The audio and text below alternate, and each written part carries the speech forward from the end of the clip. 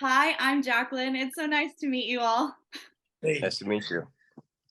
Thanks for taking the time to do this. I really appreciate it a lot. And Shia, I had uh like Alex never said, "Oh, I'm a super fan of church pop." He just messaged me. no, he wouldn't. He wouldn't. He's very slick. He's very slick, man. I mean, I was like, "Hey, can you put a good word in for us because I really would like to interview Shia." And Yes.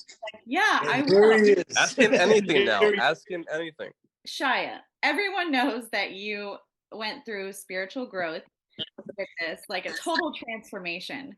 So, um, where were you at in your faith when you filmed the movie? Um, at the point of us filming, I had already been with Alex and the brothers in San Lorenzo for probably 4 months. Um, and then when we shipped out, we just moved into a Benedictine monastery. So then you're with them every day. It's even more cloistered. It's even more prayerful. Um, and when you're in that situation, when you got an all access pass to Catholicism, it's very hard not to get wrapped up in in the goings on. Um, and I felt an enormous peace. Usually when you film a movie, it's completely neurotic. I didn't have that. I didn't. I didn't have the same kind of neurosis and fear that pervades my system when I'm filming a movie normally. Um, I felt an enormous peace and an invite to do good work. It was always easy. It was unbelievably easy. Even the hard stuff just felt easy. It just came so readily. It just was so available. And we didn't do many takes. And Abel's the kind of director who lets you float. He lets you play jazz. He lets you find it. He lets you fail your way into something special. And it just was one of the greatest working situations I'd ever been in. Even the crazy stuff, even the heavy stuff, um, and all the pressure just kind of melted away because I would just look over to my shoulder. Everybody else in the movie is religious. They are religious. They are in the order. So it's really easy to get lost and wrapped up in the salvific nature of of their lifestyles. Um, every meal was with the religious. We'd pray before every meal. I was going to sleep next door to Alex. We would talk smack and then giggle a little bit and pray together and call it a night. Wake up, talk smack, pray together, giggle a little bit, eat breakfast. We'd ship off in the same car. It wasn't like my off time was was was uh, was filled with crew talk like you usually get on a movie, where in between takes you're talking to the crew about what are you going to buy your family for Christmas, and did you watch the game last night. It wasn't that. I mean, we were almost cloistered on the set. They'd bring us to set, we'd film, and then we'd go away back into the house and get back into the lifestyle, the swing of things in there. Benedictine's even more cloistered than the Franciscans. So we were really protected. It was a brilliant production, specifically for that reason. We were in a monastery. We were filming in a monastery, in and around a monastery. When we weren't in the monastery, we were at actual locations where Pio lived and studied and practiced his faith. So it was really easy to get totally lost in the whole thing. And in so doing, I really found my way. And did do you think I've noticed that just when you find God, you feel like you know yourself better. Do you feel like that? Do you feel like you know yourself better now that you Yeah, I right? had no idea who I was previous. I mean, I was just living for more achievement, more goals, more animal instinct, pleasure seeking, selfish, self centered, dishonest, completely inconsiderate of other people. If I was a nice guy, it was for an end. I had no charity in my life. There was no, I was a tolerant man. These things aren't Christian. Tolerance is a strictly Jewish thing. Uh, Full blown acceptance is a Christian thing. And when you really ride with that, life is a joy. It's a pleasure. Even the tough stuff feels like a gift. It's like a hack. It's like a complete suffering hack. So once you've gotten the hack, once you know how to pray the rosary, once you feel fully embraced by God, there is no suffering. I mean, even the suffering feels like a gift.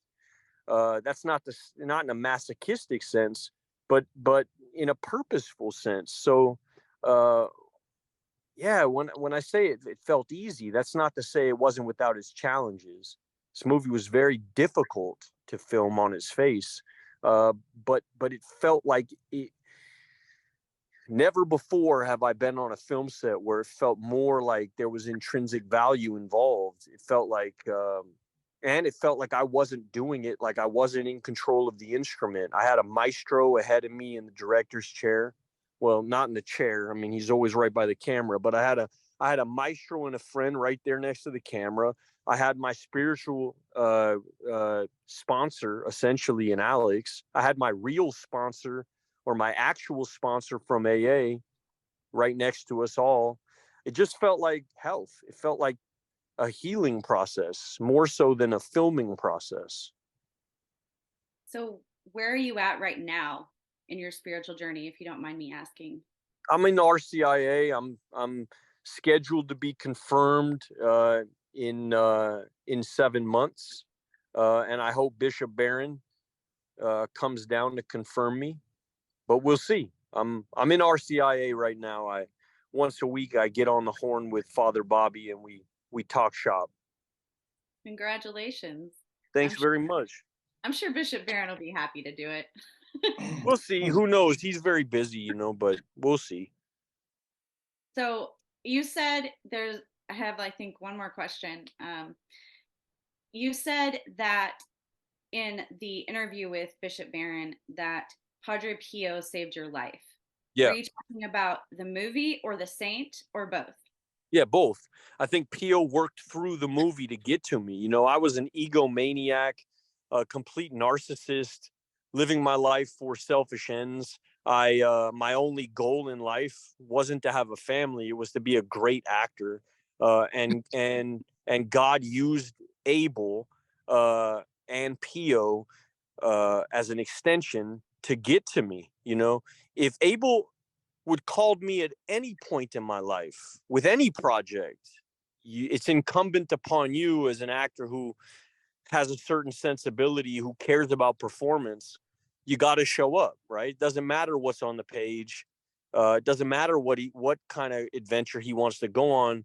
This man's captured some of the greatest performances that have ever been laid down by American actors, and so uh, he used Abel to get to me. He used Abel to seed my narcissism, to seed that selfishness, to seed that very animal instinct that I had to be great, to achieve my pride, to get me mushy enough, open enough to be able to have real conversations with Alex. I knew that the way I could, very early on, somebody gave me a quote, I think by Caravaggio, where in order to paint Christ, you have to love Christ with all your heart.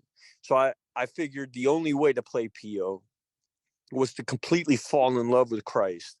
I had done a very surface level exploration of Christ when I had done Fury, uh, and knew that I had to go further. And so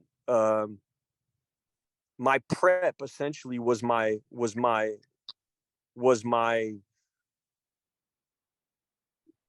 the seduction. My prep was the seduction into enjoying time with Christ, enjoying rosary, finding relief in prayer, finding full-blown a full-blown love affair with my father. I had not had that in my life. What do you want? What do you want everyone? What does all three of you? What would you want everyone to take from this movie, and why should they see it? That this movie is showing the human side of Padre Pio that most people don't know about, that you find in his personal letters, that in his sufferings, his personal sufferings, including with the sufferings of the people of San Giovanni, the stigmata happened because of those events. The stigmata did not happen just because he was holy. Good, Shia. I answered this the last time. Yeah, what I would want people to take is the idea that you can hack your suffering. That your suffering is meaningful. It's actually a gift. That this kind of pain draws you away from worldly clamors and brings you closer to God.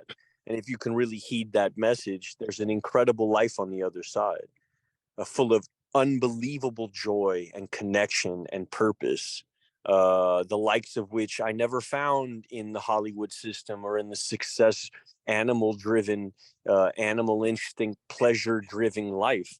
It's a bit like forgiveness. You don't feel forgiveness and then forgive a person. You forgive a person and feel the forgiveness.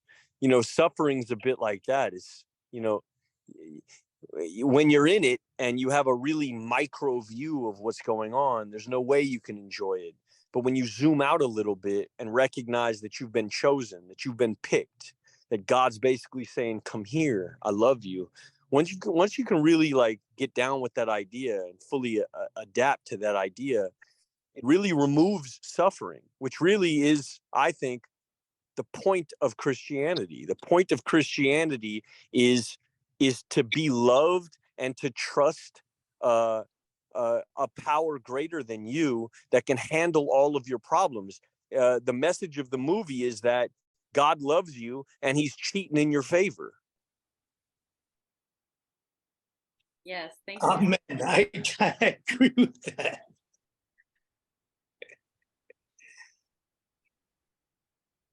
I'm all in on that. Thanks, Jacqueline. Yeah, thank you all so much for spending time with me. I hope that we Thank can. you, Jacqueline. All right. Have a good day. You too, Jacqueline. God bless you. God bless. Ciao. Bye-bye.